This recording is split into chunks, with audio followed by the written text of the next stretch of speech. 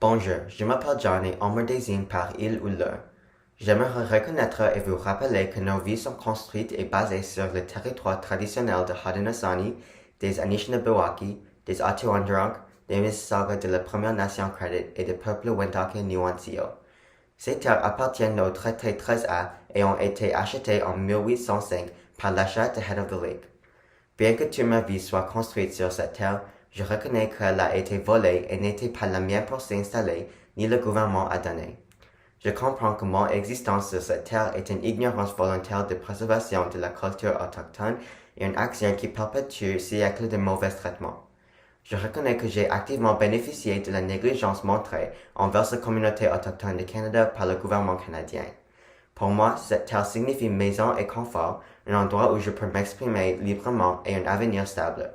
J'ai honte de dire que je ressens cela à propos de quelque chose qui a été pris de force et qui est devenu une cause de tant de douleur et de souffrance.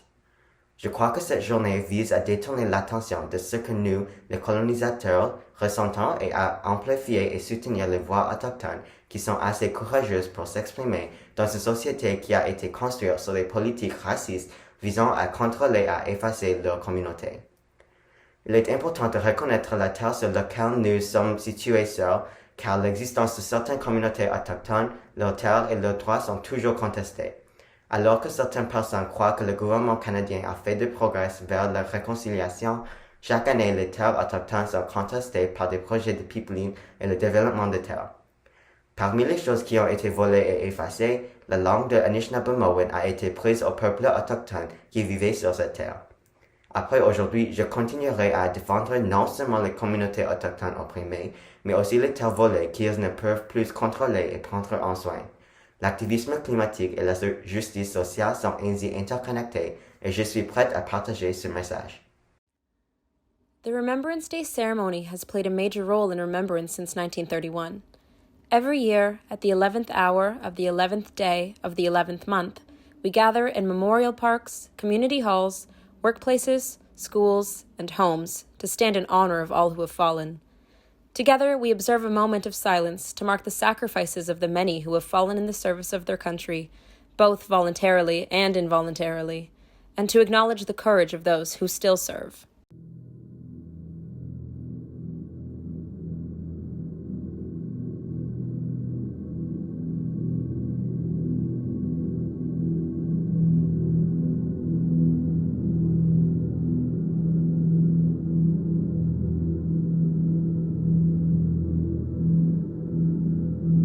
In Flanders fields, the poppies blow, between the crosses row on row that mark our place, and in the sky the larks, still bravely singing, fly, scarce heard amid the guns below. We are the dead. Short days ago we lived, felt dawn, saw sunset glow, loved and were loved, and now we lie in Flanders fields. Take up our quarrel with the foe. To you from failing hands we throw the torch. Be yours to hold it high. If ye break faith with us who die, we shall not sleep, though poppies grow in Flanders fields. Au champ d'honneur. Adaptation de poème In Flanders Fields de John McCrae. Au champ d'honneur les coquelicots sont parsemés de lot en lot. auprès de quoi et dans l'espace. Les alouettes devenues lasses. Mais les champs ensevelement. Des eaux bousées.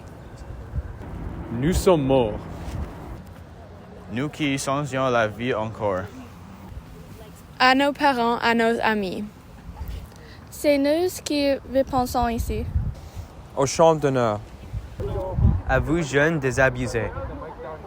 À vous de porter l'oriflamme et de garder au fond de l'âme le goût de vivre en liberté. Accepter les défis sinon. Les coquelicot se finiront. Au champ d'honneur. The First World War began on August 4th, 1914 and lasted until November 11th, 1918. More than 650,000 Canadians and Newfoundlanders served in the war. By the end of the war, more than 66,000 soldiers were killed in battle and more than 172,000 were wounded. September 10th, 1939 marked the outbreak of the Second World War, and it lasted until August 15, 1945. It is considered the deadliest war the world has ever witnessed due to the devastating number of human cost of war, which ranged from 60 million to 80 million people. More than 1.1 million Canadian men and women served in the army, and by the end of World War II, 42,000 Canadian soldiers had sacrificed their lives. Many Canadians purchase and wear poppies, the official symbol of Remembrance Day, from the Royal Canadian Legion. The proceeds fund programs and assistance for veterans. Although most common and known is the red poppy, which is worn to commemorate World War I and the following conflicts, there are different poppies used to recognize varying perspectives of honor from war. The black poppy is worn to remember African, Black, and Caribbean communities' contributions. The white poppy remembers people who died in conflict with a focus on peace and an end to war. Started in 1933 by the Women's Cooperative Guide in the UK, the white poppy commemorated not only soldiers killed in war, but also civilian victims on all sides. It represented a pledge to peace that war must not happen again. As we contemplate how we broaden who and what we remember on Remembrance Day, we must also think about how our traditional approach to this observance leaves out certain groups. While Remembrance Day is meant to honor all soldiers who have served Canada, there are few whose names have risen to acclaim. After the World War I outbreak, Black Canadian men rushed to the recruitment stations eager to serve in the Canadian Army, only to be turned away just because they were Black. The hundreds of Black volunteers who were rejected were persistent in their right to serve their own country and organized protests against the racist recruitment practices. Number 2 Construction Battalion, also known as the Black Battalion, was recognized as a unit of the Canadian Expeditionary Force.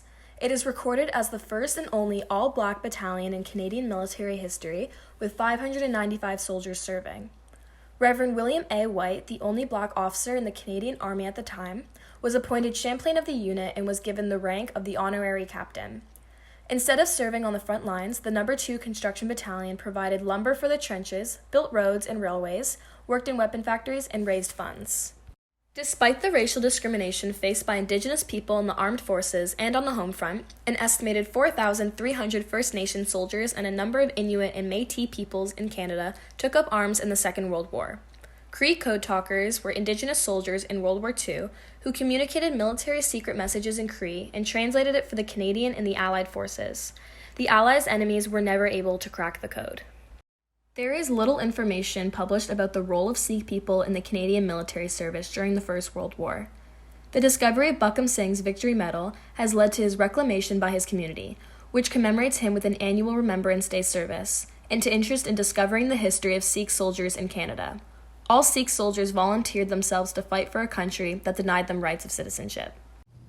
Over 200 Chinese Canadians volunteered for service during the First World War. Even after this impressive service and painful sacrifice, they continued to face great social and economic injustices in Canada.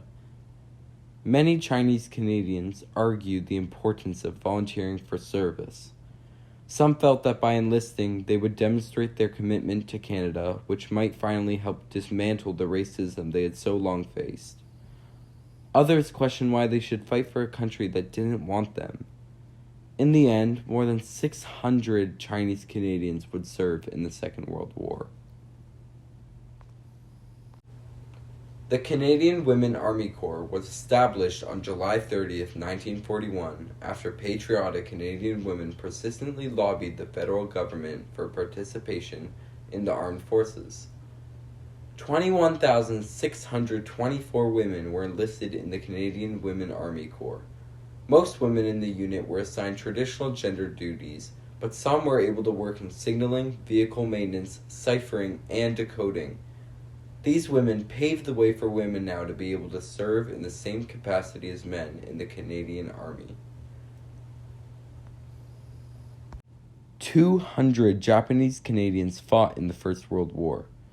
At the time, they were not recognized as equal citizens and, like other racialized groups in Canada, were met with enlistment barriers and fought to be able to contribute to the war effort. After the war, Japanese Canadian veterans asserted their right to be considered equal citizens and were pivotal in advancing citizenship rights in Canada. Although Muslim soldiers have rarely been mentioned during Remembrance Day, hundreds of thousands of Muslim soldiers fought for the Allied cause during the First World War. Now, a century after, Muslim soldiers from South Asia, North Africa, and elsewhere went to war for their colonial masters. It is important to shed light on their often overlooked sacrifices. The history of the Jewish people in the Canadian military and of their exploits and experiences dispels the myth that Jews have not contributed their share in the Canadian forces. For Canadian Jews, the Second World War was the Jewish community's most sustained war effort ever. Out of a population of approximately 167,000 Jewish men, women, and children, over 17,000 volunteered for active service in the Army, Air Force, and Navy.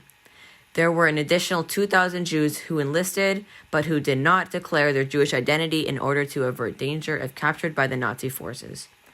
All of this at a time when Canada had the shameful reputation of being the only Western country to completely close its doors to Jews fleeing Nazi persecution. It is important to honor the sacrifice of our 2S LGBTQIA+ military veterans. Remembrance Day would not be complete without remembering those lesbian, gay, bisexual, trans, and queer veterans who serve for our country, were and are targeted by military officials because of their sexual orientation, gender identity, and gender expression. The sacrifices of 2S LGBTQ+ Canadians in past wars need not be forgotten, especially since most of these veterans could not express their true selves at that time. Even in modern times, where war often involves less direct combat, civilian deaths continue to be common. These deaths are often classified as collateral damage, an unintended consequence of military operations, where non-military personnel are killed by mistake. This phrase is a euphemism, glazing over the reality that the cost of war is often the lives of those who never chose to participate. Death is not the only cost non-military personnel pay in war. It is common for civilians to lose their homes and livelihoods and be forced into refugee camps to survive. Others experience violence and mistreatment at the hands of military personnel. Civilians who survive the realities of war are likely to suffer from post-traumatic stress disorder, a mental health disorder often experienced by soldiers returning from war. Who we honor on Remembrance Day is a reflection of who we as a nation, whether intentionally or subconsciously, view as worthy of remembering. The bravery and sacrifice of the soldiers who are currently pushed to the forefront should continue to be honored, but not at the cost of the erasure of the Black, Indigenous, and other unrecognized soldiers who fought alongside them, making great personal sacrifices to wear the uniform, often with little to no thanks. It is important that we take the time to honor and remember all soldiers who performed military service, whether they were fighting on the front lines or ensuring that those in battle had the support they needed. This should and must include racialized soldiers who served in the face of racism amongst their own ranks and from their superiors. It is also imperative that we consider the impact of war, not only from the perspective of the soldiers who fought it, but for the people living in places that were or still are battlegrounds. While the sacrifice of our soldiers is worth remembering, that should not erase the reality that the violence and danger of war has real and immediate impacts for the people who live in embattled spaces and are reduced to collateral damage. May we remember.